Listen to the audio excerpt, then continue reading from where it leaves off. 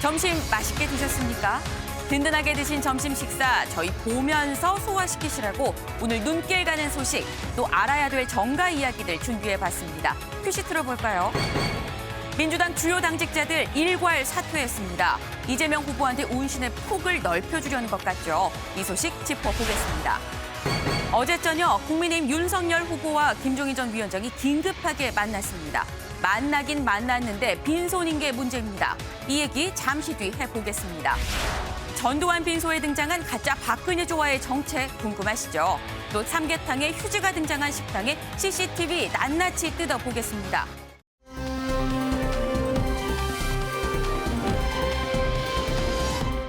날씨가 화창합니다. 좀 춥긴 하지만 너무 화창해서 또 저희 프레스룸 안 보고 다들 나가실까 봐 걱정이 될 정도인데요. 김다영 캐스터, 날씨 왜 이렇게 좋은 거죠? 네, 오늘 서울의 아침 기온이 영상권을 회복하면서 어제보다 공기가 한결 부드러웠습니다.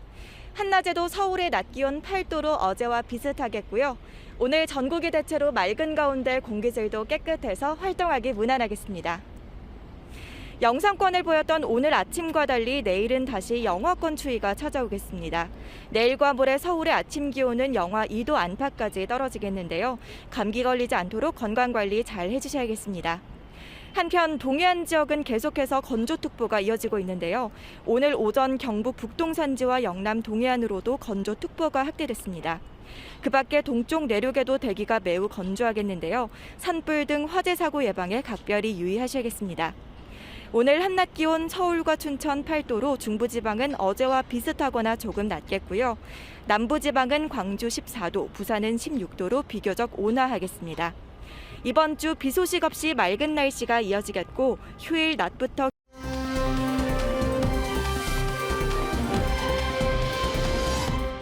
86년생 김병찬입니다. 네, 저희가 며칠 전에 이 방송으로 이 전 남자친구의 스토킹에 시달려서 신변 보호까지 요청을 했음에도 불구하고 이 결국 살해된 안타까운 소식 전해드렸었는데 바로 그 피의자 전 남자친구가 여기 보이는 바로 이 사람입니다. 김병찬인 건데요.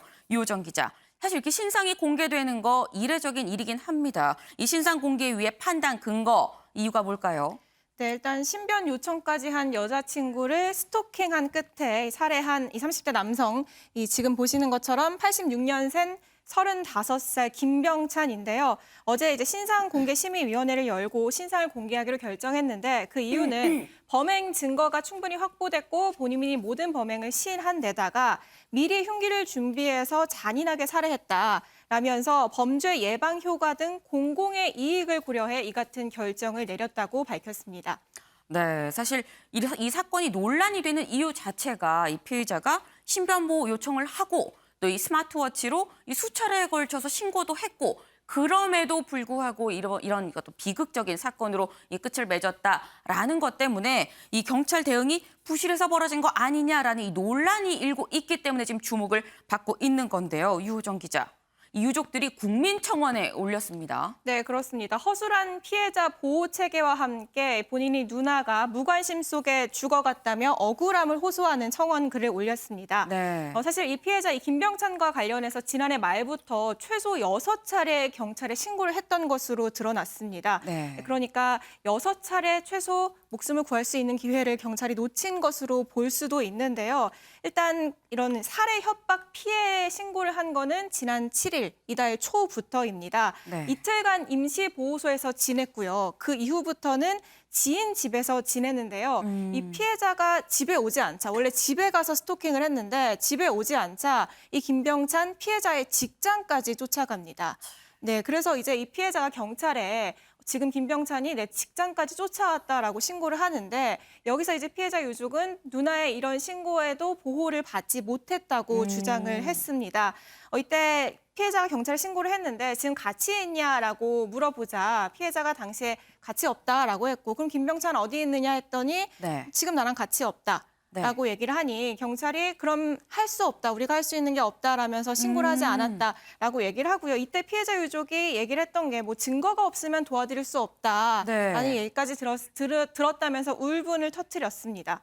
아니 증거가 없으면 어쩔 수 없다, 도와줄 수 없다라고 경찰이 말했다는 거예요? 이 경찰 얘기 들어봐야 될 것 같은데요. 네, 그렇습니다. 경찰도 해명에 나섰는데요. 이날 이 피해자 신고에 출동을 하지 않은 건 맞습니다. 그런데 경찰이 뭐 사진이나 동영상 증거가 없으면 우리가 도와줄 수 없다라고 한 이 말은 네. 사실이 아니라고 해명을 했습니다.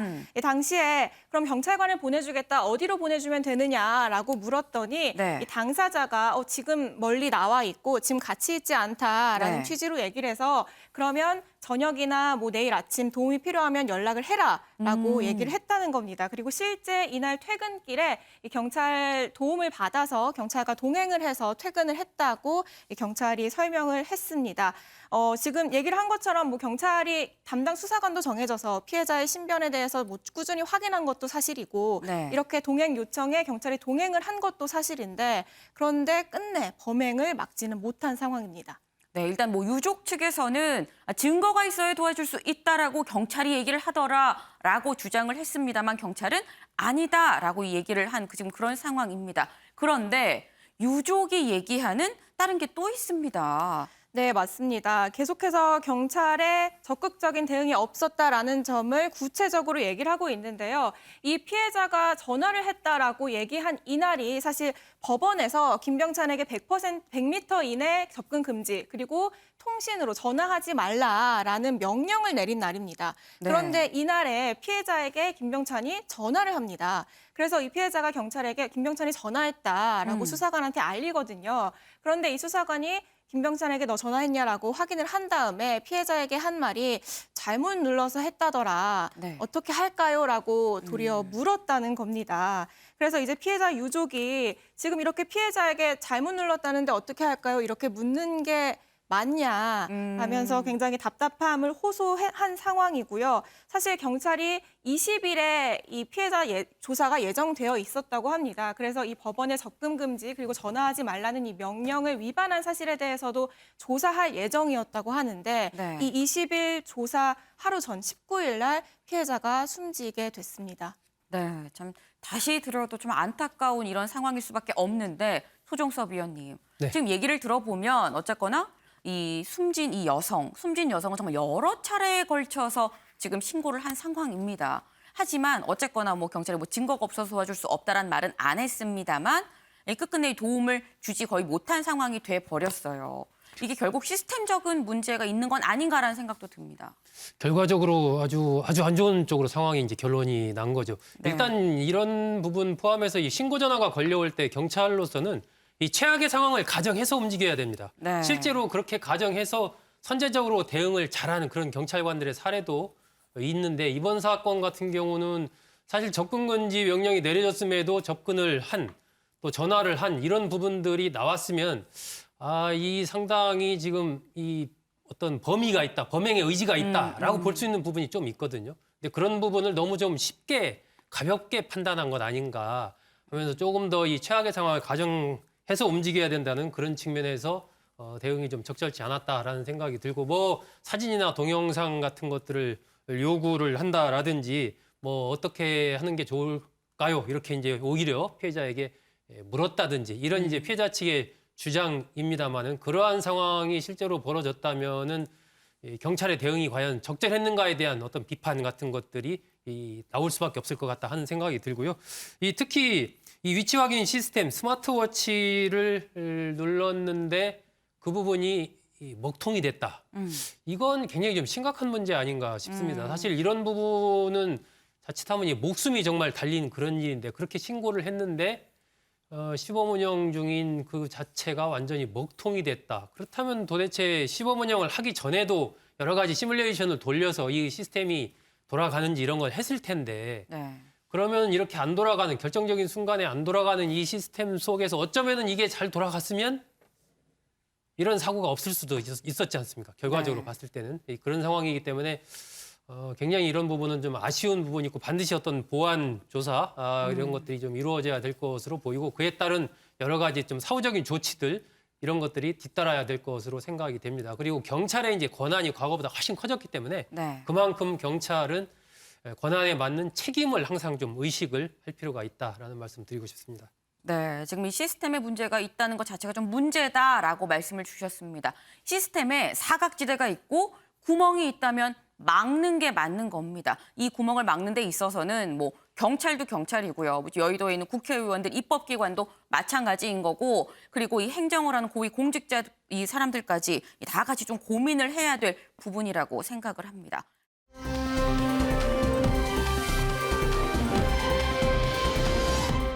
삼계탕 속 휴지입니다.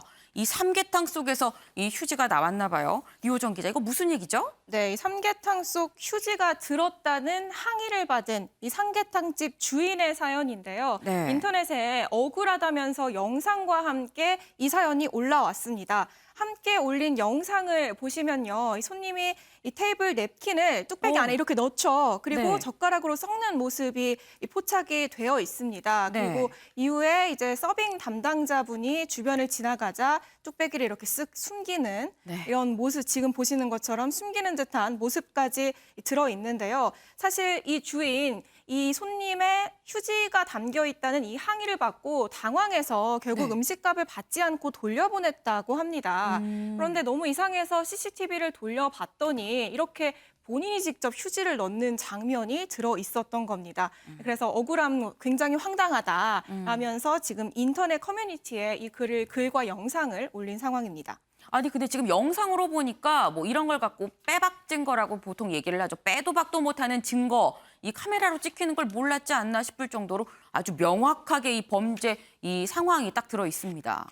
네, 그래서 뭐 당연히 처벌받았지 않겠느냐라고 네. 생각하실 수 있는데 이분이 경찰에 신고를 했는데 네. 무혐의가 나왔습니다. 아, 그래요? 네, 그래서 억울한 마음에 내 생각이 틀리냐라면서 이 글을 올리게 된 건데요.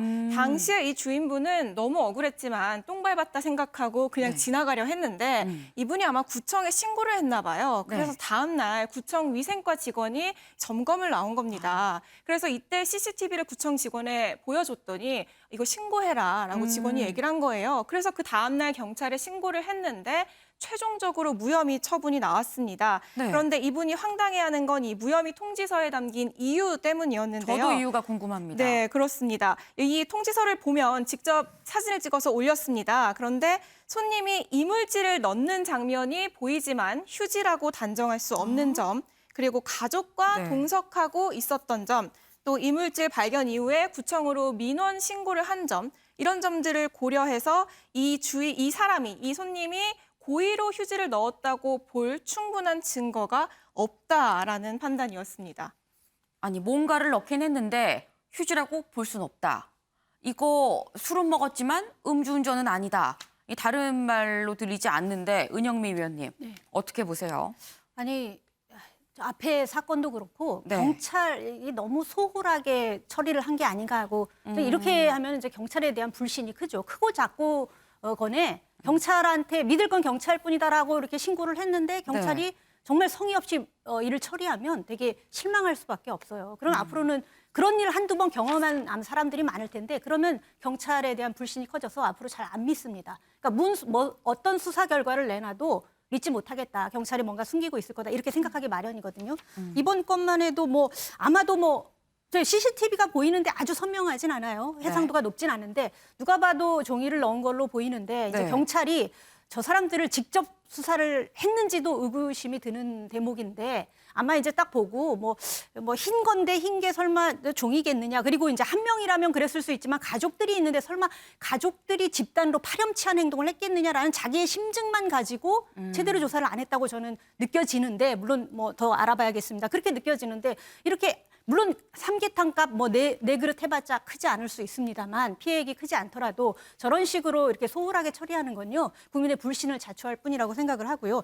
이제 비단 이런 악성 소비자라고 하는데 이런 악성 소비자 문제가 끊이지 않거든요. 얼마 전만 해도 지난해 9월에도 짬뽕에다가 자기 머리카락 넣고선 맞아요. 머리카락 나왔다고 돈도 안 내고 간 그런 손님 여성이 사연도 있었죠. 있었고 그런 것들 저희가 프레스룸에서도 다뤘는데 네. 과거에 이제 고객이 왕이다 이런 마케팅 전략들 기업이라든가 상인들이 많이 썼는데 거기에 이제 잘못된 소비자들이 잘못된 인식을 가지고 상인들의 고통 정도는 아랑곳하지 않는 이런 악성 소비자들이 꽤 많이 있는 것 같아요. 최근에 이제 배달앱 코로나 때문에 배달이 급증하면서 배달앱에다가 또 리뷰를 또 비방글 올려가지고 상인들 음식점주 괴롭히는 그런 경우도 많았는데 이 리뷰 같은 거는 제도를 개선한다고 하는데 어쨌거나 소비자만 왕이 아니고 그 음식점주도 왕입니다. 그렇게 서로 존중해주는 태도를 가져야지. 이제는 이제 고객 갑질이라는 말이 생겼잖아요. 갑질을 기업이나 뭐 이런 쪽에서만 하는 게 아니고 고객도 갑질을 할 수 있다라는 점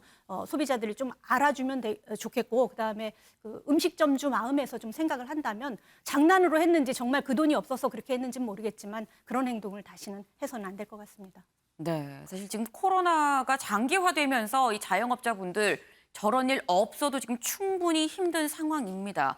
그런데다가 저런 일을 벌인다는 거 어떻게 보면 좀 뒤통수를 치는 그런 상황이 아닌가 하는 생각도 드는데요. 사실 이 잘못한 사람이 벌을 받는 권선징악이 명확하게 이루어지는 사회가 좀 건강한 사회가 아닌가라는 생각을 해봅니다.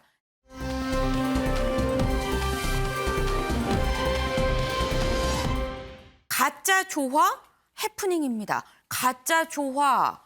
아마도 이거 같은데요, 이수아 기자. 이 박근혜 전 대통령 조화가 가짜였다 뭐 이런 건가요? 네, 어제 오전 9시쯤에 이 전두환 씨 빈소 앞에 근조화환이 하나 도착했습니다. 네. 방금 전에 사진으로 보신 것처럼 이 문구에 전 대통령 박근혜라고 써 있었는데 네. 이 보면 바로 옆에 또 그 이 화환이 위치한 자리가 이 반기문 전 유엔 사무총장, 그리고 김영삼 전 대통령 부인, 그리고 노태우 전 대통령 부인, 그리고 이명박 전 대통령이 보낸 조화 옆에 자리한 모습이었습니다. 네. 누가 봐도 이 전직 대통령과 그 영부인들이 보낸 화환 옆에 있었기 때문에 이거 박 전 대통령이 보낸 거구나라고 생각할 수 있었거든요.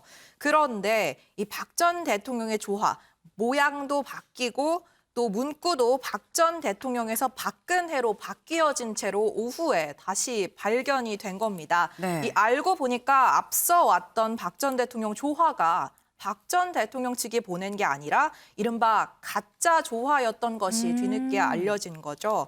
이 유족 측에서도 이 사실을 한참 뒤에야 알게 됐는데요. 박 전 대통령 측에서 지금 조화를 보냈는데 이 배달 중이다라고 말한 소식이 뒤늦게 전달이 된 겁니다. 이 오후 2시쯤 이 소식이 알려지면서 빈소에서 가짜 조화는 황급히 치워졌는데요. 그리고 진짜 조화가 오후 8시 30분경, 그러니까 밤이 다 돼서야 교체가 됐습니다. 박 전 대통령 입장 유현화 변호사를 통해서 들을 수 있었는데요. 고 노태우 전 대통령 빈소에 보냈던 것과 똑같은 문구를 썼다. 그러니까 박근혜 세자만 써서 보냈다라고 말했고요. 또 앞서 왔던 조화는 누가 보낸 것인지 알 수가 없고 또 박 전 대통령이 보낸 것은 확실히 아니다라고 밝혔습니다. 네, 사실 이 조화, 가짜 조화, 잘 모르는 또 덜 유명한 사람 이름의 가짜 조화를 놨으면은 안 들킬 수도 있었겠다 싶기도 한데 박근혜 전 대통령의 조화를 이렇게 가짜로 갖다 놓으면 이게 안 들킬 수 없지 않나라는 생각이 듭니다. 이수아 기자, 네. 사실 전두환 씨 그리고 박근혜 전 대통령이 보통 인연이 아니어서 박 전 대통령 조화가 있으면 기자들이 이거를 안 볼 수가 없어요. 네, 그래서인지 더 화제가 된 것 같은데요. 이 네. 가짜 조화 소란으로 둘의 인연 더 주목을 받고 있습니다. 거의 45년이 돼가는 사이인데 영상으로 저희가 정리해서 준비했습니다. 이번에 이제 정식 전당대회에서 다시 또 책임을 맡게 돼서요. 인사드리러 왔습니다. 근데 이제 우리 박 대표가 여성 대표로 그 정당의 대표가 되시는데 기대가 국민들 기대가 클 겁니다. 여성들의 기대도 클 거고. 그 6억 원은 그럼 생활비로 쓰라고 받으신 겁니까? 예, 유자녀 생계비 명목으로 받았습니다. 그 봉투를 전해주면서 이것은 그 박 대통령이 쓰시다 남은 돈이다. 아무 법적인 문제가 없으니까 지금 생계도 막막하고 하니까 이거를 생계비로 쓰라고 이렇게 전해줘서 감사하게 저는 받고 나왔습니다. 대통령이 또 여성이니까 그 남자끼리는 서로 좀 편안한 점도 있는데 아무래도 여성은 조금 어렵지. 우리 박 대통령께서는 경륜도 풍부하고 연령에 비해서 경륜도 풍부하고 또 여러 가지 체험도 참 많이 아버지가 돌아가시고 체험도 많이 하시고 그래서 네, 두 사람 인연 지난 이 1976년도쯤으로 거슬러 올라가는데요. 박 전 대통령이 광복절 총격 사건으로 유경수 여사가 돌아가신 뒤에 이른바 이 퍼스트레이디 대행을 해왔잖아요. 네. 그리고 3년 차였던 1976년에 전 씨가 청와대의 경호실 작전 차장보로 발탁이 됩니다. 이때 박 전 대통령과 둘이 처음 인연을 맺은 것으로 보이고요. 그리고 박정희 전 대통령이 중정 안가에서 총살을 당했던 11.6 사태 이후에 이 박 전 대통령 청와대 집무실에 있던 금고에서 찾은 이른바 통치자금 6억 원을 전 씨가 딸 박근혜 씨에게 전달을 했어요. 그러면서 이 전달할 때 문제가 없는 돈이니 생계비로 써라라고 말하면서 전달했다고 박 전 대통령이 직접 말하기도 했고요. 네. 그런데 나중에 당시 6억 원이면은 음마 아파트 30채를 살 수 있는 돈이다. 뭐 이런 발언까지 나오면서 논란이 되기도 했습니다. 네. 일단 이 액수가 정말 금고에 있던 돈 전부가 맞았냐 이 부분을 두고도 조금 논란이 있었고요. 또 12.12 사태 이후에 전 씨가 박정희 전 대통령과 선긋기에 나서면서 사실상 박근혜 전 대통령이 은둔 생활에 들어가는 계기가 되기도 했거든요. 그 이유 때문에 박정희 전 대통령의 추모식에도 거의 6년 동안 참가하지 못하기도 했고요. 이런 앙금 때문인지 박 전 대통령 대통령으로 취임한 이후에 전 씨에 대한 미납 추진군 환수 의지를 강하게 밝히면서 압력을 넣기도 했습니다. 네, 아니 뭐 다른 얘기보다도 그 당시에는 6억으로 음마 아파트 30채를 살 수 있었다는 얘기를 들어보니까 와, 세상이 참 많이 변했다라는 게 체감이 좀 됩니다. 그런데 이 전두환 씨 빈소에 이 박 전 대통령의 동생이죠. 박근영 전 유경재단 이사장도 왔었었는데요. 소종섭 의원님, 지금 박근혜 전 대통령 일가 그리고 이 전두환 씨의 인연이 상당히 좀 얽혀 있잖아요. 좀 잘 이 빈소 방문 또 조화로 마무리가 좀 마침표가 잘 찍혔다고 보십니까? 이제 뭐 한 명이 세상을 떠났으니까 그 부분에 대해서 더 어떤 얘기를 할 수가 없겠죠. 사실은 이게 이 박근혜 전 대통령과의 인연도 있지만 그에 앞서서 이 박정희 전 대통령과의 인연이 그 앞에 있는 거죠. 5.16 쿠데타를 일으켰을 때 그리고 나서 육사 생도들의 이제 지지 선언을 그때 하게 됩니다. 쭉 걸어와가지고 광화문 사거리에서 5.16을 지지한다 이런 육사 생도들의 행진을 하게 됐는데 그것을 만든 사람이 이제 그 당시 전두환이었거든요.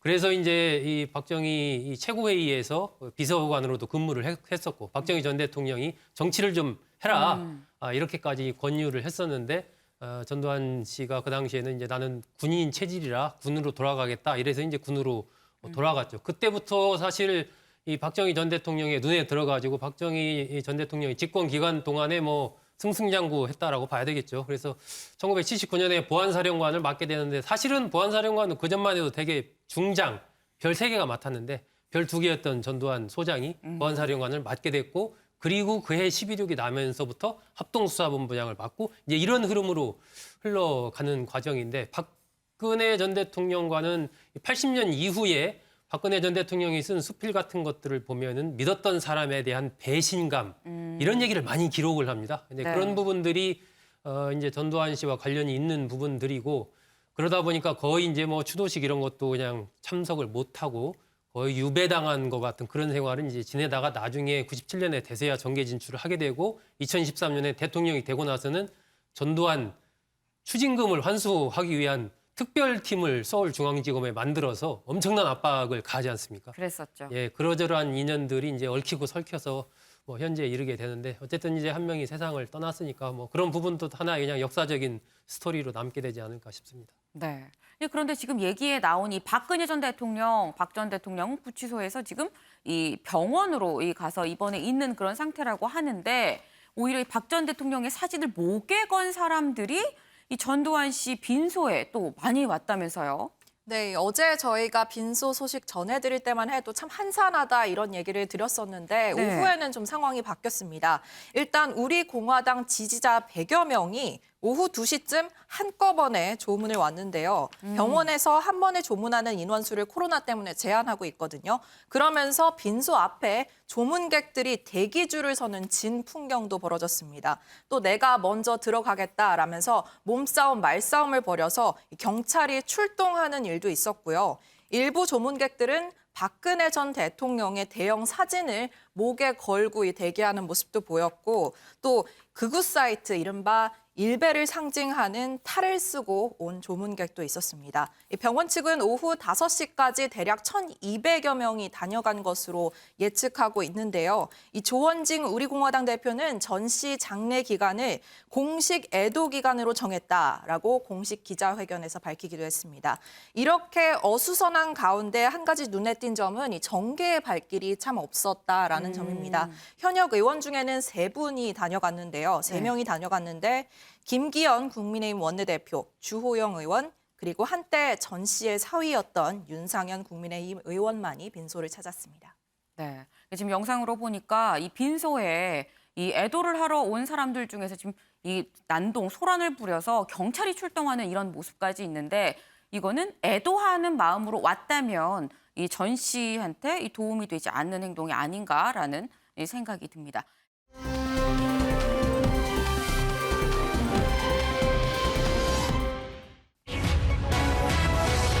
사죄 큰절 이재명 쇄신 선대위 돌입입니다. 네, 어제 오후 민주당의 주요 당직자들이 일괄 사퇴, 총 사퇴했습니다. 이 인적 쇄신의 어떤 새 판이 꾸려지는 지금 그런 모습인 건데요. 유호정 기자, 이 민주당은 송영길 대표 빼고 다 바꾼다, 뭐 이런 얘기가 있어요. 네, 그렇습니다. 실제로 송영길 대표 때 빼고 일괄 사퇴 의사를 밝혔다 이렇게 보면 될 것 같은데요. 윤관석 사무총장을 비롯해서 박완주 정책위의장 등 이 송영길 대표 체제에서 임명된 의원들이 이 선대위 개편에 앞장섰습니다. 어제 윤 총장과 이재명 후보가 직접 브리핑을 하기도 했는데요. 어제 어떤 얘기 나왔는지 영상 보고 오겠습니다.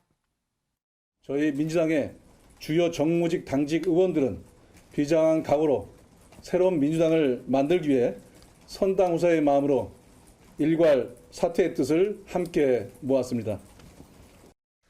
저는 사실 이제 정무직 당직자의 거취 문제는 뭐 제가 그걸 요구하지는 않았고 다만 그런 움직임이 있다는 얘기는 제가 얼핏 들었긴 한데 이렇게 결단해 주실 줄은 사실 잘 몰랐습니다.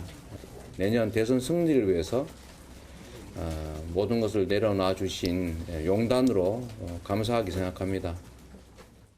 네, 이재명 후보가 새로운 민주당을 선언한 지 이틀 만에 굉장히 빠른 결단이 나온 건데요. 이 후보는 지금 들으신 것처럼 대선 승리를 위한 용단으로 평가하면서 송 대표와 후속 인선을 협의하겠다고 밝혔습니다. 누가 인선이 될지 또 실제로 이 사퇴 의사를 표명한 모든 의원들이 바뀔지도 관심이었는데요. 오늘 바로 인사가 나왔습니다. 네. 이 신임 사무총장의 이 후보의 최측근으로 꼽히는 재선의 김영진 의원이 임명이 됐고요. 전략기획위원장에는 이 후보의 정무조정실장인 재선의 강훈식 의원이 임명됐습니다. 네, 뭐 정말 이재명 후보 이 말뿐이 아니라 실제로 전권이 실린 이런 모습이 아닌가라는 생각이 드는데요. 이 정권 쥐고 몸은 또 한층 가벼워진 이 이재명 후보, 이 속도감 있는 법안 처리를 또 이 강조를 했습니다. 그 모습 영상으로 같이 보고 오시죠. 깊이 성찰하고 반성하고 또 앞으로는 지금까지와는 완전히 다른 변화되고 혁신된 새로운 민주당으로 거듭나겠다는 의미로 제가 사죄의 절을 한번 드리도록 하겠습니다.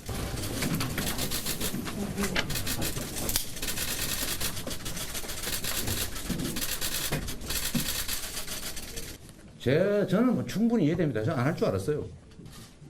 할 생각이 전혀 없는 사람들입니다. 뭐 패스트트랙이든 안건 조정이든 뭐 그걸로 그냥 결정해서 최소한 그 절차라도 확고하게 진행을 좀 해주시는 게. 이 법안만 해도 지금 벌써 10건이나 돼가지고 참. 아니 어차피 그 저기 패스트트랙인지 그 태우는데 한 건 많이 태워버리지 뭐. 그게 훨씬 효율적이지 않습니까? 아이 그냥 하면 되죠 뭘. 네, 이재명 후보 이 민생을 제대로 챙기지 못했다. 그래서 이 사죄의 절을 한 뒤에 이 법안 처리를 얘기를 하면서 이 굉장히 좀 강하게 이 밀어붙이는 듯한 이런 모습입니다. 그 다른 뭐 기동민 의원이 이러다 뭐 불협화음 아니냐라는 얘기도 나오는 거 아닙니까?라고 얘기를 하던데 은영미 위원님, 약간 이재명 후보 지금 모습을 보면 군기 반장 같기도 하고요. 이 별명 중에 하나인 불도저 느낌이 나기도 합니다. 요즘에 그 이재명 후보와 민주당을 보면 좀 무섭다 뭐 이런 생각이 드는데 그 무서운 게 뭐냐면 변신이 무섭다 이런 생각이 들어요. 이제 지난주부터 지금 크게 바뀐 게 대선 전략 간단히 말씀드리면 이재명의 민주당 그리고 이재명은 바꿉니다. 이걸로 이제 대표가 될 수 있을 것 같아요. 그래서 이제 그거 하에 세부 전략이 예를 들면 반성, 사과, 그리고 전국민 재난지원금을 가감하게 처리할 정도로 정책 유연성, 그리고 중도 실용적으로 가겠다. 이런 작은 이제 키워드들을 이제 내세워서 지금 확 바꾸고 있는데 네. 문제는 이제 그 바꾸는 거는 좋은데 좀 뭐 자칫 이런 것들이 좀 쇼로 비춰질 수 있다 이런 거잖아요. 그래서 지금 하는 게 정책과 입법으로 뒷받침돼야 된다는 거죠. 뭐 눈물 많이 흘리고 사죄하고 뭐 선대위라든가 당의 뭐 조직도를 바꾸고 뭐 인물들을 바꾼다고 해결되는 게 아니라 정책이나 입법으로 뒷받침을 해야 되는 건데 그래서 아마 이제 오늘 회의도 입법을 좀 강화해야 된다 하면서 의원들에게 빨리빨리 해달라 이런 아마 요청을 한 것 같아요. 그런데 다만 이제 제가 우려하는 점은 오늘 이 얘기가 좀 나왔습니다만 뭐 패스트 트랙까지는 정해진 절차고 법적인 절차입니다만 다소 야당과 행정부하고 협조하지 않더라도 민생 법안이면 그냥 밀어붙여라. 단독으로라도 해라. 이런 그런 뉘앙스가 미치는 말을 지난번에도 좀 했었는데 이번에 또 나왔거든요. 그래서 이재명이 바꾸고 반성한다. 민주당에 대해서 반성한다고 사죄한다면서 절을 했는데 민주당의 잘못한 점이라는 거는 뭐 부동산 정책 실패, 그다음에 내로남불도 있지만 입법 독주라든가 오만 이런 것들도 사실 있어요. 사과해야 될 부분 내로남불이나 부동산 정책만이 아닙니다. 입법 독주나 오만 이런 것들을 사과해야 되는데 오늘 이재명 후보의 말에서 비춰보면은 야당이나 행정부는 무시하고 민주당이 방향 잡고 그냥 가면 된다. 앞으로 가자 전진 뭐 이런 식으로 얘기를 하는데 이거 자칫 과거 민주당이 했던 잘못을 다시 반복한다는 얘기가 될 수 있거든요. 그래서 자칫 추진력이 양면의 동전의 양면처럼 독선적이다, 독재를 할 수 있다라는 그런 모습으로 비춰질 수 있기 때문에 이런 부분들은 앞으로 이재명 후보가 지금 잘 해 나가고 있는데 굉장히 좀 이렇게 신중하게 좀 다시 한번 좀 되짚어볼 부분이 아닌가 이런 생각이 듭니다. 네, 이재명 후보의 강한 추진력이 자칫 이 협치가 배제된 이 독선으로 비춰질 수도 있다라는 우려를 주셨습니다. 예, 이호정 기자, 이재명 후보 이 강한 드라이브가 확실히 좀 걸리긴 걸린 건지 이 힘이 굉장히 좀 실리는 모습입니다. 그러다 보니까 의원들이 이재명 후보에 대해서 열심히 공부를 하고 있다고요. 네, 그렇습니다. 1일 이재명이란 말까지 나왔는데요. 민주당 의원들 사이에서 이재명 알기 그리고 이재명 알리기 열풍이 불고 있습니다. 이 후보의 일정이나 뭐 공약을 SNS에 공유하는 건 물론이고요. 이 후보 관련 책을 읽고 나서 독후감을 쓰기 시작했습니다. 지난 20일 허영 의원이 저렇게 이재명 후보의 책 사진과 함께 전쟁 같은 삶 속에서 달궈진 맷집과 가능성에 대한 믿음과 의지를 읽을 수 있었다라면서 이런 짧은 독후감을 올리기도 했고요. 이틀 뒤에 김원희 의원도 뭐 의무감에 읽었지만 시간 가는 줄 모를 정도로 빠져들었다라는 이런 SNS를 올리기도 했습니다. 사실 후보 선출 한 달이 좀 지난 시점에서 이 열풍 좀 늦은 감이 있지 않나 싶은 생각도 드는데요. 여기엔 좀 당 안팎의 압박도 영향을 미쳤습니다. 이 국회의원 경험이 없는 영선 의원이기 때문에 영선 후보이기 때문에 민주당 의원들과 좀 접점이 부족하다라는 지적들이 나왔는데요. 이 때문인지 최근에 송영길 대표가 이재명 공부를 직접 당부하기도 했고요. 당 차원에서 뭐 왜 이재명인가에 대한 이 홍보 자료를 배포하기도 했거든요. 이런 움직임에 의원들의 변화하는 모습도 보이고 있는 상황입니다. 네. 근데 독후감 내용이 전부 이 찬사 일색이라는 게 좀 눈에 띕니다. 그런데 이런 흐름에 좀 걸림돌이 되려나라는 점을 의식한 건지 이수아 기자, 이재명 후보가 이 과거에 있었던 논란에 대해서 먼저 나서서 좀 해명을 했습니다. 네, 이 조카 논란에 대해서 해명을 했는데요. 제가 기억하기로는 이재명 후보가 이 조카 사건에 대해서 직접적으로 사과한 것은 이번이 처음인 것 같습니다. 과거에 배우 김부선 씨가 부적절한 관계였다, 뭐 이런 의혹을 해결하는 차원에서 간접 언급한 적은 있는데 이번이 직접 언급은 처음이 아닌가 싶고요. 이 후보의 조카 지난 2006년 서울 강동구에서 헤어진 여자친구 집을 찾아가서 이 여자친구와 모친을 흉기로 수차례 찌른 혐의를 받고 있습니다. 그래서 판결이 나와서 무기징역을 살고 있는데요. 당시 이 후보는 조카의 1, 2심 변호사를 맡았습니다. 여기에 대해서 사과를 한 거죠. 이 후보 SNS에 제 일가 중 1인이 과거 데이트 폭력 중범죄를 저질렀는데 그 가족들이 변호사를 서민할 형편이 안 돼서 일가 중 유일한 변호사인 제가 변론을 맡을 수밖에 없었다라면서 이미 정치운이 된 후라 많이 망설여졌지만 회피가 쉽지 않았다 이렇게 밝히기도 했습니다. 갑작스럽게 이 후보가 이 얘기를 밝힌 건 아니고요. 이 후보 어제 일정 중에 이 데이트 폭력으로 숨진 피해 여성의 유가족과 만나는 일정이 있었습니다. 이 뒤에 소회를 SNS에 남기는 과정에서 언급을 한 거고요. 이 야당이 이 후보가 당시 변호 과정에서 조카의 심신 미약을 이유로 감경을 주장했다라는 부분에 대해서 이걸 방어하기 위한 차원인 것으로 보입니다. 네, 사실 이재명 후보가 직접 나서서 이렇게 해명을 하고 나선 거는 어쨌거나 나중에 들어올 야당의 공격의 칼을 좀 무디게 해놓겠다라는 생각이 있는 건 아닌가라는 생각도 드는데요. 이 야당 이재명 후보의 아까 얘기한 것처럼 강제 입원, 이 친형 강제 입원 의혹, 여기에 대해서 또 현장 조사까지 나갔습니다. 네, 국민의힘 대장동 사건을 계기로 이 국민검증 특위 운영 중인데요. 이제 대장동 의혹뿐만 아니라 친형 강제 입원 의혹에 대해서까지 확대해 나가고 있는 모습입니다. 현장 조사 나갔는데요. 친형 강제 입원 의혹 간단하게 정리를 해드리자면 이 후보가 성남시장 시절에 시장 직위를 남용해서 사이가 좋지 않았던 친형을 입원시켰다. 이 부분입니다. 이 특위위원장을 맡고 있는 김진태 의원, 이 후보가 성남시장일 때 25명이 행정 입원을 당했는데 이게 감금인지 여부를 들여다보겠다 이런 발언을 했습니다. 그러면서 센터 측에 관련 자료를 요구한 것으로 확인됐는데요. 민주당도 가만히 있는 건 아닙니다. 이 국회의사당 정문에 천막을 설치하고 윤석열 후보의 본부장 의혹, 그러니까 본인, 부인, 그리고 장모 관련 의혹을 들여다보기 위한 이 센터, 비리 신고 센터를 설치하고 상시 운영 중입니다.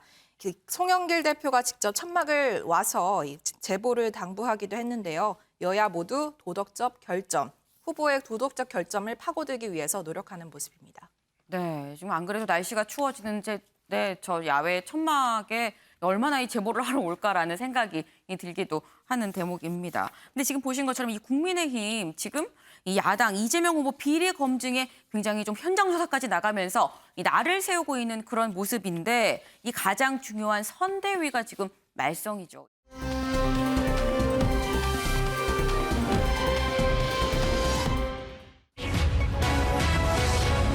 김종인 없는 선대위 깜짝 회동에도 합의 무산입니다. 네, 저희 키워드에서도 느끼실 수 있겠습니다만 이 선대위 구성을 놓고 갈등을 겪고 있는 윤석열 후보 그리고 김종인 전 위원장 어제 저녁에 깜짝 회동을 가졌습니다. 이호정 기자, 이 두 사람이 만나기까지 굉장히 좀 지난한 과정이 있었어요. 네, 그렇습니다. 오전부터 이 참모들의 물밑 작업이 있었는데요. 오전 11시에 먼저 권상동 사무총장이 김종인 전 위원장의 사무실을 찾았고요. 그리고 네. 오후 2시에는 김종인 전 위원장의 합류 200% 확신한다라고 했었던 김재원 최고위원도 방문을 해서 4시쯤 만났습니다. 이때도 좀 분위기가 어려울 것으로 지금 예측이 되던 상황이었고 결국에 저녁에 이렇게 회동을 한 상황이거든요. 저희가 오전부터 어제 저녁까지의 이 모습을 영상으로 준비했는데요. 이거 먼저 보고 오겠습니다. 윤석열 후보의 입장은 변함이 없습니다. 김종인 박사님을 우리 당 선대위 총괄 선대위원장으로 모셔서 선거를 진두지휘해 주시기를 원하고 윤석열 후보의 뜻에 따라서 이런 말씀을 전달하기 위해서 왔습니다. 그 김종인 위원장님 말씀하신 거 주로 들었고 무조건 오셔서 그 선거 좀 이끌어 달라 그 말씀 드렸어요. 거기에 대해서는 위원장님 뭐라고 말씀하시던가요? 그 다음 얘기. 그때 가서 이러니 저렇게 얘기를 하면은 선거에 그 결정적인 영향을 미칠 수밖에 없기 때문에 사전에 좀 제대로 정비를 하고서 출발을 하자 하는 그런 뜻으로 내가 얘기를 했어요. 총괄선대위원장은 수락하셨습니까? 아직은 내가 거기에 대한 확정적인 얘기는 안 했어요. 그래서 제가 구체적으로 말씀드리기는 좀 그렇고 하여튼 시간이 조금 어떻게든 잘 되도록 도와는 주겠다. 그리고 총괄 선대위원장직을 맡는 문제는 조금 더 시간을 좀 갖겠다. 이렇게 얘기를 하셨습니다. 원산 전에 비해서 상황이 나아졌다고 보시나요? 어떻게? 질문을 아주 이 정도 하십시다. 네, 이 정도 하겠습니다. 네. 오전, 오후, 저녁까지 3차례 회동이 이루어졌지만 지금 보신 것처럼 결론은 나지 않은 상황인데요. 어제 저녁 이 만찬은 윤 전 총장 윤 후보의 요청으로 성사가 된 것으로 알려졌고요. 그리고 1시간 35분가량 굉장히 긴 회동이 이루어졌습니다. 아니 지금 얘기한 것처럼 그리고 영상으로 본 것처럼 이 두 사람 뭐 이렇게 명확하게 결론이 안 난 것 같습니다. 그러면 김종인 전 위원장 선대위에 안 들어가는 거예요? 네, 그럴 가능성이 지금 높은 상황이죠. 뭐 도와는 주겠다, 시간이 더 필요하다 이런 단어가 여전히 나오고 있는 상황입니다. 네. 어제 오후에 저희 기자들과 만나서 이제 얘기를 했는데 김 전 위원장은 윤 후보에게 도중에 쓸데없는 잡음이 생기면 선거에 큰 영향을 미친다 라면서 처음부터 선대위가 출발을 잘해야 한다라는 얘기를 했다고 기자들에게 말했고요. 그럼 총괄 선대위원장직 수락했냐? 네. 이 여부에 대해서는 내가 거기에 대한 확정적인 이야기는 안 했다라고 답변을 했습니다. 윤 후보 역시 김 전 위원장께서 시간이 좀 필요하다고 말씀하셨다라는 얘기를 했고 그럼 김종인 전 위원장이 인선에 불만이 있는 거 아니냐. 그리고 뭐 만찬 전후로 좀 긍정적으로 바뀌었냐. 이런 질문에 대해서는 구체적인 말씀을 드리긴 좀 그렇다. 질문 여기까지 하자라면서 말을 아끼는 모습이었습니다. 뭐 만나긴 만났는데 이런 상황을 두고 이 기자들은 빈손이다라고 보통 얘기를 합니다. 이 빈손 회동이란 얘기인 건데 이 지금 윤석열 선대위는 지금 더 이상 기다릴 수가 없는 상황인 것 같습니다. 유호정 기자, 아예 오늘 인선을 발표를 했던데요. 네, 일단 김종인 전 위원장을 뺀 채로 선대위 본부장급 인선 의결했습니다. 이 조직 주호영, 직능 김성태, 정책 원희룡, 홍보미디어 이준서, 그리고 당무 지원, 권성동 이렇게 5명의 본부장에다가 특보단장은 권영세 의원이 맡았습니다. 윤 후보가 직접 인선 발표 자리에서 김 전 위원장 관련 질문 받았는데요. 즉답은 내놓지 않았습니다. 영상으로 먼저 보고 오실게요. 오늘 그 총괄 본부장 등 선대위 인선을 최고위에 부의하려고 합니다. 그리고 선거운동이 더 지체돼서는 좀 곤란하고 지금 1분 1초를 아껴가면서 우리가 이제 뛰어야 될 그런 상황이고. 김종인 전 위원장에게 주말까지 투입을 했다는 보도가 나오는데 이게 사실인지하고, 그다음에 김 위원장이 이제 오늘로 끝나면 잘 된 거다, 밖에서 돕는다는 적 없다라고 말했는데 우리 김종인 박사님과 관련된 얘기는 제가 더 말씀을 안 드리는 게 좋을 것 같아요. 그래서 뭐 말씀드리는 게 별로 바람직하지 않은 것 같고. 그래도 다들 궁금해하는 거라서 총괄 선대위원장은 꼭 김종인 위원장이어야 한다고 생각하시는 분이에요? 그래서 제가 그 김종인 박사님과 관련되는 얘기는 우리 언론에 더 말씀 안 드리는 게 바람직하다고 제가 얘기를 했지 않습니까? 네, 사실 인선이 이번이 처음은 아니죠. 지난 22일 이미 최고위에서 이 김병준 상임선대위원장 그리고 김한길 새시대위원장은 물론 이 다른 인선을 발표한 적이 있는데요. 이 김종인 전 위원장 합류에 따라서 변수가 남아있긴 하지만 그대로 가는 것으로 일단은 정리가 된 것 같습니다.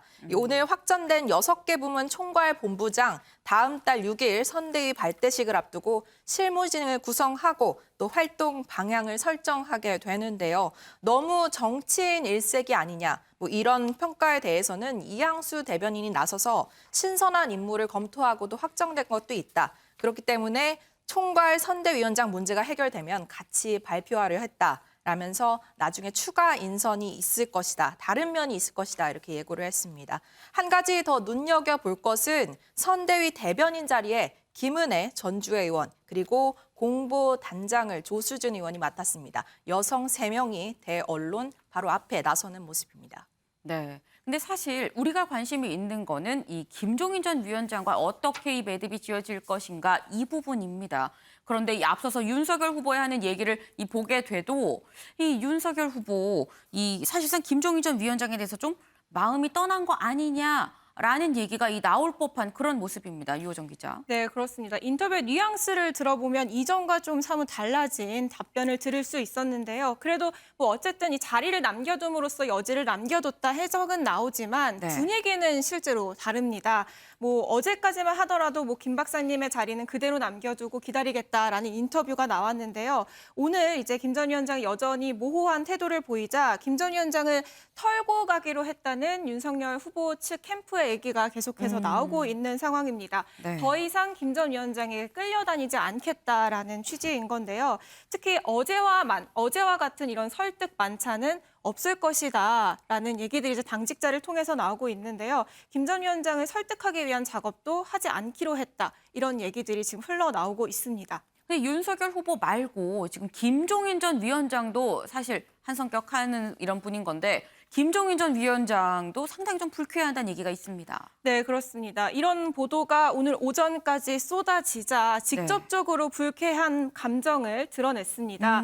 어떤 얘기를 했냐면 뉴스를 보니까 나한테 최후 통접을 했다고 주접을 떨어놨는데 내가 그 뉴스를 보고 잘 됐다 그랬다라고 얘기를 했고요. 네. 오늘로 끝을 내면 잘 됐다라는 의미다라고 얘기를 하면서 그러면서 한 얘기가 나는 밖에서 돕겠다는 얘기도 한 적이 없다라고 했거든요. 사실 어제 만찬 분위기를 두고 어떤 얘기가 흘러나왔냐면 분위기를 정리하자면 김종인 전 위원장은 나는 밖에서 돕겠다라고 얘기를 했고 윤석열 후보는 안 됩니다. 지금 선대위에 합류해 주십시오라는 얘기를 했다고 전해졌는데 이렇게 내가 밖에서 돕겠다고 얘기한 적도 없다라면서 직접적으로 불쾌한 마음을 드러낸 겁니다. 아니, 전 김종인 전 위원장이 주접을 떤다라는 이런 표현을 쓰는 거는 처음 봤습니다. 이런 분위기 때문인 건지 이런 얘기가 돕니다. 이 기자들 사이에서 굉장히 뭐 어이없는 이 지라시가 돌았어요. 유호정 기자. 네, 그렇습니다. 뭐 관련해서는 막판 회동과 관련해서 여전히 모호한 태도를 보이고 있기 때문에 네. 이렇게 여러 가지 얘기가 나오고 있는 상황인데요. 김 전 위원장은 이렇게 불쾌감을 드러냄으로써 앞으로 좀 태도 변화가 없을 것을 좀 드러낸 상황이기 때문에 상황은 좀 지켜봐야 할 것 같습니다. 그런데 사실 이 김종인 전 위원장이 선대위 합류를 할 때마다 보게 되면 보통 이게 스무스하게 이게 바로 들어가는 경우가 거의 없습니다. 사실 예전에 2016년 총선 때도 그랬고요. 뭐 항상 뭐 벼랑 끝 전술이다라는 얘기가 나오기도 하잖아요, 이수아 기자. 네, 김 전 위원장이 이렇게까지 윤석열 후보 측 애태우게 하는 이유는 결국 못하겠다는 선언을 하면서 판을 통째로 한번 흔들어서 본인이 원하는 바를 쟁취해내는 뭐 이런 근 그림을 그리고 있는 거 아닌가 이런 얘기가 나오고 있습니다. 5년 전에도 사실 민주당에서 비슷한 상황이 있었거든요. 이 당시 문재인 전 대표의 삼고 초려로 전권을 임임받은 김 전 위원장이 비례대표 후보 선전을 두고 이 김 전 위원장 비대위 그리고 원래 민주당 주류 세력이 부딪히면서 김 전 위원장이 그만하겠다 사퇴 카드를 내놓은 적이 있어요. 이때 당시 전 대표였죠. 문재인 전 대표가 직접 김 전 위원장의 자택을 찾아서 읍소하는 그런 그림이 그려지기도 했는데요. 저희가 당시 상황 영상으로 준비했습니다. 어쨌든 김종인 대표께서 계속 역할을 맡으셔야 한다고 봅니다. 제가 한 만나 뵙고 김종인 대표께서 마음이 많이 상하신 점이 있다면 또 그것도 풀어드리기도 하고 저는 뭐 김종인 대표가 우리 당에 꼭 필요하다고 생각합니다. 계속 역할을 해주셔야 한다고 생각하고요. 혹시 뭐 이번 사태 때문에 많이 이렇게 서운하셔서 좀 다른 생각을 하고 계시다면 제가 좀 잘 말씀드려서 이렇게 잘 결정할 수 있도록 그렇게 뭐 말씀을 잘 드려보겠습니다. 예. 네, 김종인 대표 쪽에서 요청이 좀 있었나요? 이런 방문이나 면담에 대한 김종인 대표 측의 요청이 있었습니까? 없었습니다. 끝까지 조금 당을 책임지고 이끌면서 우리 당 간판으로 이번 선거를 좀 이끌어 주셔서 야권의 총선 승리를 만들어 주십시오라고 부탁 말씀을 드렸습니다. 내 소회를 다 얘기를 하고 그러고서 오늘 회의 마치려고 그러니까 내 스스로의 명예를 지키기 위해서 산 사람인데 그런 식으로 나를 그렇게 아주 욕보게 하는 그런 거는 내가 절대로 용납을 할 수가 없어요. 네, 당시 문재인 전 대표가 찾았을 때 뭐 김 전 위원장의 요청이 있었냐, 방문 요청이 있었냐 이런 얘기 받는데 요청은 없었다. 하지만 그럴 분위기였다는 얘기겠죠. 이 전직 대표가 읍소한 데 이어서 김 전 위원장의 사퇴 선언에 민주당 모두가 이렇게 막말로 바짓가랑이를 붙드는 그런 광경이 벌어지기도 했습니다. 이번에도 선대위 구성을 두고 갈등이 생기자 일상으로 돌아가겠다. 김 전 의원이 밝힌 데 이어서 윤 후보가 오면 만나겠다. 또 일종의 살짝 구멍을 열어놓는 대화 출구를 열어놓는 모양이 보이기도 했는데 과연 5년 전처럼 이번 갈등을 지렛대 삼아서 김 전 위원장이 선대위 장악에 나서는 게 맞을지 한번 상황 지켜봐야 될 것 같습니다. 네, 사실 이 뭐 김종인 전 위원장이 무슨 이재명 후보를 만났다더라라는 이런 카더라, 이 지라시가 이 도는 거는 사실 뭐 지금 윤석열 후보 그리고 김종인 전 위원장 거의 뭐 루비콘강을 건넜다라는 이 얘기가 나오는 현 상황과 좀 다르지 않아 보입니다. 소종섭 위원님, 이 얘기 결말 어떻게 보세요? 글쎄요, 현재로서는 참 점치기가 어려운데 일단은 뭐 완전히 뭐 절대 안 간다든지 이런 이야기 자체를 아직 뭐 김 전 위원장도 내놓고 있지는 않습니다. 그러니까 완전히 끝났다라고 보기는 아직은 조금 이른 감이 있는데 예, 결정적인 부분은 두 가지로 보여요. 첫 번째는 이 선대위를 보는 시각차입니다. 김종인 전 위원장 같은 경우는 선대위 자체가 경선 캠프와 달리 대대적인 혁신적으로 구성이 돼야 본선에서 경쟁력을 가질 수 있고 그래야 이긴다. 이미 경선 과정에서 민심에서 윤석열 후보가 홍준표 의원에게 뒤지지 않았느냐라는 이제 선대위를 보는 기본 시각. 윤석열 후보는 그렇지가 않은 거죠.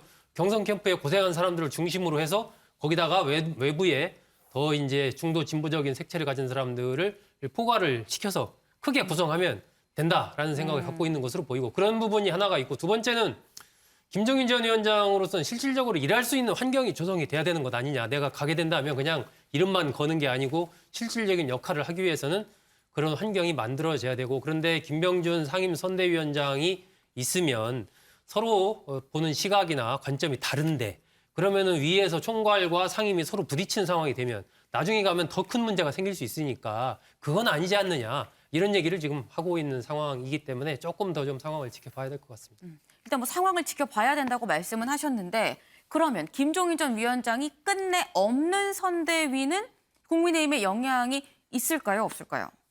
국민의힘에 저는 상당한 영향을 줄 것으로 봅니다. 지금 현재 펼쳐지고 있는 상황이 어떻게 보면은 이번 대선에서의 결정적인 하나의 국면을 지금 국민의힘은 지나고 있다라고 저는 판단을 하는데 이준석 대표가 얘기한 대로 국민의힘은 김종인 총괄 선대위원장 체제를 전제로 해서 지금까지 준비를 해왔습니다. 그런데 만약에 김종인이 아닌 다른 사람이 오거나 총괄이 없는 상태에서 진행된다. 그러면은 이게 많은 부분들이 지금 새로 짜여져야 되는 그러한 혼란을 겪을 수가 있는 것이죠. 그런 측면이 실무적으로 하나가 있는 것이고 두 번째는 대선이라는 것은 기본적으로 메시지전입니다. 공중전이거든요. 이게 어디를 뭐 후보가 많이 가고 이런 것도 그건 총선에서는 모르겠지만 대선이라는 것은 기본적으로 후보가 어떤 메시지를 던지느냐 그리고 전체의 환경을 어떻게 만드느냐 이것이 굉장히 중요한데 현재 국민의힘 안에서 그러한 이른바 두뇌 역할을 하면서 메시지를 과감하게 던져내고 또 어떤 시대 흐름에 맞는 그런 아젠다들을 던져가면서 흐름을 이끌어갈 수 있는 그런 인물이 있는가라는 측면에서 봤을 때 그렇게 딱 눈에 띄지는 않습니다. 그런 상황에서 만약에 김종인 전 위원장이 오지 않고 현재의 흐름 속에서 대선을 치르게 된다면 아마 저는 가다가 문제가 생길 가능성이 상당히 좀 커 보인다라고 좀 판단을 하기 때문에 현재 이 상황을 윤석열 후보가 어떻게 해결하느냐가 이번 대선과 관련해서 상당히 좀 중요한 어떤 분수령이 될 수도 있겠다 이런 생각을 좀 가져봅니다. 네, 사실 저희가 참 아이러니한 게 이 국민의힘의 선대위 얘기를 합니다만 이 후보인 윤석열 후보보다 더 많이 언급되는 사람이 지금 김종인 전 비대위원장입니다. 이 그만큼 김 전 위원장한테 이 모든 이목이 지금 쏠려 있다라고 볼 수가 있는데 그러다 보니까 유호정 기자 이런 부분에 대해서 우려의 목소리가 또 나옵니다. 네, 그렇습니다. 여야를 가리지 않고 우려 목소리가 나오고 있는데요. 결국에 윤석열은 없고 김종인만 남았다라면서 윤 후보가 빨리 이걸 해결해야 된다라는 목소리인 겁니다. 여야의 윤건영 의원과 김재원 최고위원의 얘기를 듣고 오겠습니다. 지난 3주 동안 윤석열 후보와 김종인 위원장이 서로 밀당을 했지 않았습니까? 네네. 저는 그 속에 답이 있다고 보는데요. 완전 백해무익한 밀당이었고 잃어버린 한 달이라고 생각합니다. 윤석열 후보 입장에서는 윤석열 후보는 분명하게 흐름이 꺾였습니다. 그렇게 보세요? 예, 지난 3주 동안 오로지 김종인 발악이었거든요. 그러다 보니까 대선 후보로서의 자기 이야기가 없는 거예요. 스스로의 무덤을 저는 팠다라고 생각을 하고. 윤석열 후보가 첫 번째 인사인데 소위 그 인사가 시작이 되면 이제 대통령으로서의 직무 권위의 문제가 생기잖아요. 이 문제는 빨리 관철을 시키고 넘어가야 그 다음 단계로 갈 수 있는데 아니면 계속 대통령 후보의 동정이 아니라 김종인 위원장의 동정이 나타난단 말이죠. 이런 문제가 일어났을 때 문제 해결은 주위에 그 돕는 사람들이 해결을 해줘야 되고 또 나타나지 않고 그림자처럼 뒤에서 그 해결하는 그런 사람들도 필요한 거죠. 우리 선대위나 지금 우리 당의 기능이 조금 아쉽다는 생각을 했고요. 네, 국민의힘 안에서도 일단 김종인 전 위원장을 잡아야 한다라는 분위기가 있었다면 지금은 이 사태를 빨리 해결해야 된다라는 목소리가 더 커지고 있는 상황입니다. 게다가 조금 전에 얘기를 했다시피 민주당에서는 이재명의 민주당, 이재명 선대위가 쇄신에 박차를 가하고 있는 상황이기 때문에 당에서도 굉장히 불안한 목소리들이 나오고 있는 상황인데요. 특히나 이 청년 대변인이 SNS에 이런 글을 올렸더라고요. 우리 당은 줄다리기와 기싸움으로 시간을 버리고 있다라는 비판의 글을 올리기도 했습니다. 네, 이런 비판의 글이 내부에서도 올라올 정도입니다. 사실 뭐 모든 사안이 만장일치로 해결이 되면 북한입니다만 뭐 갈등 국면이 하지만 계속된다고 한다면 뭐 이게 다양한 의견, 자유로운 분위기라고 해석이 되기보다는 그냥 아수라장으로 비춰질 수 있다는 점을 국민의힘이 또 명심을 해야 될 것으로 보입니다.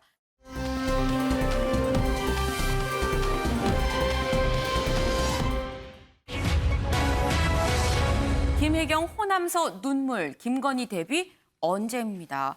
이제 대선이 정말 100여일 앞으로 다가왔습니다. 그러다 보니까 후보도 후보지만 이 후보의 배우자들한테도 이 굉장히 이목이 쏠리고 있는데요. 이수아 기자, 이재명 후보의 아내 이 김혜경 씨가 지금 호남을 누비고 있다고요. 네, 이재명 후보가 요즘 매주 타는 민생버스, 이른바 메타버스라는 테마로 지역 행보를 이어가고 있잖아요. 이번 목적지가 호남입니다. 오는 26일, 그러니까 내일부터 시작인데 이미 김혜경 씨는 이틀 전부터 호남으로 내려가서 대외 활동을 하고 있습니다. 어제는 현장 실습 도중에 숨진 특성화고 학생 홍정훈 군의 사구제에 참석을 해서 이렇게 대전 현충원에 이어서 또 한 번 눈물을 보이기도 했고요. 이어 광주 소아자매원에서 고 조비오 신부의 조카 조영대 신부와 만나기도 했습니다. 내일 이 후보가 도착한 뒤에도 3박 4일 일정 모두 함께 할 것으로 전망이 되고 있는데요. 이 문전숙 여사가 문재인 대통령이 후보 시절에 이 호남 특보를 자처하면서 어찌 보면 죄송합니다. 이 문정숙 여사가 김정숙 여사. 네, 김정숙 여사. 오늘 이상하네요. 호남 특보를 자처하면서 어찌 보면 이 집토끼 잡기에 일조하는 모습을 보였거든요. 김혜경 씨도 같은 역할을 해내고 있다는 평가가 나옵니다. 네, 이 이수아 기자 얘기처럼 이 김정숙 여사랑 지금 김혜경 씨랑 이 상당히 호남 특보를 자처하는 이런 모습이 좀 오버랩이 된다라고 이 생각이 듭니다. 이호정 기자, 근데 이렇게 김혜경 씨가 전면에 나서서 지금 전국을 돌고 있다 보니까 자꾸 윤석열 후보의 아내 김건희 씨 얘기가 또 나옵니다. 네, 그렇습니다. 이 실제로 뭐 선거 활동을 하지 않을 거냐라는 관측도 나왔는데 여기에서 이제 국민의힘 의원들이 그렇지 않을 거다. 시간이 되면 조만간 등장할 거다라고 얘기를 했거든요. 네. 그런데 조금 전에 얼마 전에 이준석 대표에게서 좀 사뭇 다른 답변이 나왔습니다. 이 김혜경 씨 등장과 관련해서 어떤 얘기했는지 답변 듣고 오겠습니다. 지금까지 우리가 큰 선거마다 그 후보 참모들의 행보에 대해 가지고 많은 사람들이 관심을 가졌는데 역대 대통령 영부인만 본다 하더라도 뭐 김옥숙 여사 다르고 그리고 뭐 손명순 여사 다르고 이희호 여사도 다르고 이건 전적으로 그 컨셉에 따라 다른 것이지 후보 배우자의 활동이란 이래야 된다라고 정해진 건 없다고 봅니다. 아니 이제 이재명 후보의 부인 이제 김혜경 씨가 또 활동을 하다 보니까 저는 근데 이재명 후보의 그 배우자의 활동이라는 것 또는 노출이라는 것이 특수 활동에 도움이 되었는지는 저는 약간 의문입니다. 네, 실제로 이 대표의 얘기처럼 이렇게 후보자의 배우자가 뭐 전면에 나서기도 하고요. 이런 노출을 좀 꺼리는 후보자의 배우자들도 있었습니다. 그렇기 네. 때문에 좀 이런 적극적인 행보에 나서지 않을 거다라는 관측도 있었는데 이때마다 국민의힘에서 그러지 않을 거다, 전면에 나설 거다, 굉장히 사교적이다, 조만간 나온다라는 얘기가 나왔기 때문에 좀 관심이 쏠렸는데 과연 김혜경 씨 활동이 이재명 득표에 도움이 됐는지 의문이다라면서 김건희 씨도 등장하지 않을 수 있다라는 취지의 답변이 나온 상황이고요. 그런 반면에 민주당에서는 전략적일 수도 있는데요. 오히려 김혜경 씨를 전면에 내세우고 있잖아요. 네. 그러면서 김건희 씨는 왜 안 나오냐라고 얘기를 꺼내고 있는 상황입니다. 그래서 이와 관련해서 김재원 최고위원과 강기정 전 수석이 설전을 벌이기도 했는데요. 이 얘기도 듣고 오겠습니다. 조가 조작 사건은 수사를 하고 있으니까 그런다 치고 뭐 경력허위 기재도 좋고 문제는 배우자가 그러면 김건희 씨가 자신이 있으면 좀 등장을 해야 될 거예요. 나타나야 될 거 아니에요. 아니 선거가 꽁꽁 숨어서 통상적인 선거 운동을 하게 되면 나타나겠죠. 아니 물론 선거 운동을 하겠죠. 이제 저는 꽁꽁 숨어서 안 나타날 것 같아요. 지금 바쁘니까 그렇지. 뭐가 바빠요? 사업하는 사람인데. 배우자가 뭔 사업을 해요? 사업해요. 아, 돈벌이를 하고 있다? 그럼. 아이, 그건 말이 안 되는 거고. 사무실에 안 나온 지 오래됐답니다. 사업은 예. 접은 것 같지가 않아요.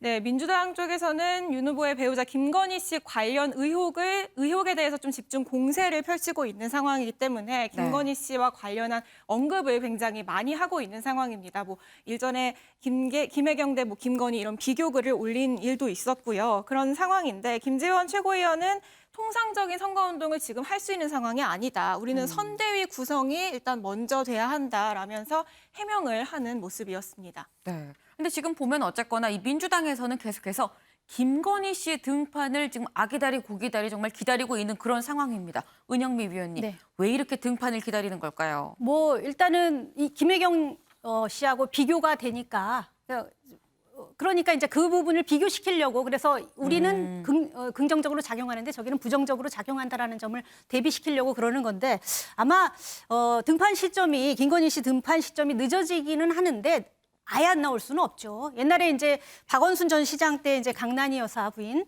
좀 등판을 좀 안 시키는 쪽의 전략을 썼다 그래요. 왜냐하면 본인과 박원순 전 시장과 강난희 씨의 이미지가 좀 다르기 때문에 그런 전략을 쓰긴 썼는데 이거 영부인 같은 경우는 대통령 부인 같은 경우는 조직과 예산이 뒷받침되는 자리이기 때문에 마냥 안 나오게 할 수는 없고요. 아마도 이제 자연스럽게 부부가 동반해서 자연스럽게 이제 나올 수 있는 그런 시기를 볼 것 같고, 그러니까.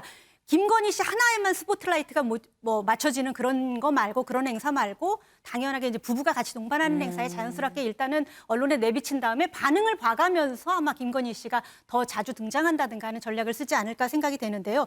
얼마 전에 그 국민의힘에서 국회의원과 그다음에 당협위원장의 부인들이 배우자 포럼을 만든다 이런 뉴스가 나왔는데 근데 이제 그 김건희 씨 등장을 위한 뭐 뒷받침하기 위한 조직 아니냐 이런 얘기가 나왔거든요.